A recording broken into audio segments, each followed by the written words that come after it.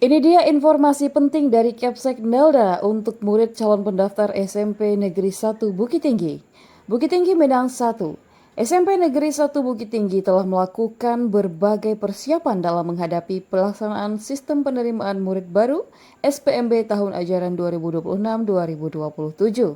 Sekolah tersebut menyiapkan kuota sebanyak 7 rombongan pelajar untuk menerima peserta didik baru.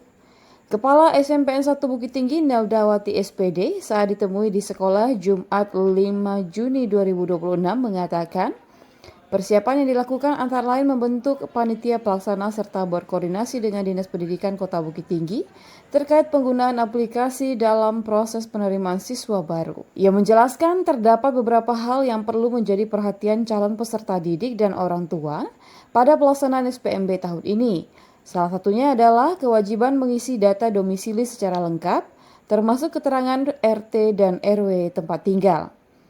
Selain itu, Neldawati mengingatkan orang tua yang akan mendaftarkan anaknya ke SMPN 1 Bukit Tinggi agar terlebih dahulu membuat akun dan melengkapi seluruh data yang dipersyaratkan dalam sistem pendaftaran.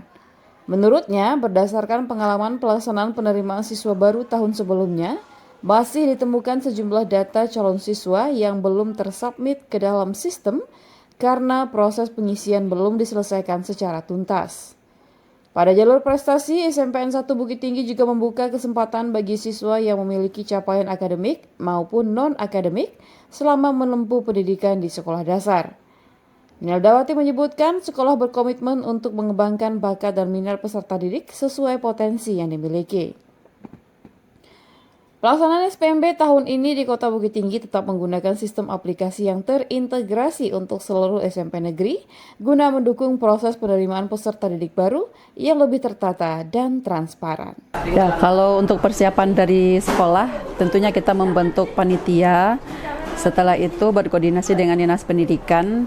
Dan kemarin sudah final untuk penggunaan aplikasi karena tahun ini adalah tahun kedua kita menggunakan aplikasi dan pendaftarannya itu dilaksanakan secara online serentak untuk seluruh SMP negeri di Kota Bukit Tinggi.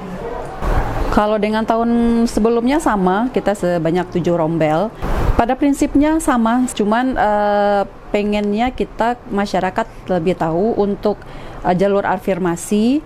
Kalau afirmasi kan mereka yang memiliki KIP yang desil 1 sampai 4. Nah, ada satu catatan penting, itu adalah mereka yang berada di zona sekolah yang dituju. Jadi bukan berarti kalau mereka punya desil 1 sampai 4 mereka bisa memilih sekolah di mana yang mereka inginkan walaupun di luar zona. Nah, ini yang agak berbeda. Jadi dia memang harus sesuai dengan lokasi domisili tempat dia tinggal. Nah, itu yang pertama.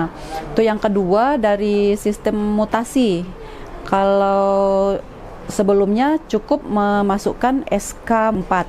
Nah, ada satu catatan penting, itu adalah mereka yang berada di zona sekolah yang dituju. Jadi bukan berarti kalau mereka punya desil 1 sampai 4 mereka bisa memilih sekolah di mana yang mereka inginkan walaupun di luar zona. Nah, ini yang agak berbeda. Jadi dia memang harus sesuai dengan lokasi domisili tempat dia tinggal. Nah, itu yang pertama. Itu yang kedua dari sistem mutasi. Kalau sebelumnya cukup memasukkan SK mutasi orang tua. Nah, untuk tahun ini ada satu fitur yang memang harus diisi, yaitu keterangan domisili. Kan SK-nya berlaku sebelum, maksudnya 1 tahun, tidak lebih dari 1 tahun dari SK pertama orang tuanya pindah, lalu harus disertakan dengan surat keterangan domisili dari RT RW dan kelurahan di tempat mereka tinggal dan sekolahnya memilih sekolah di tempat tinggal domisili sementara menjelang mereka mengurus KK. Itu yang agak berbeda untuk tahun ini.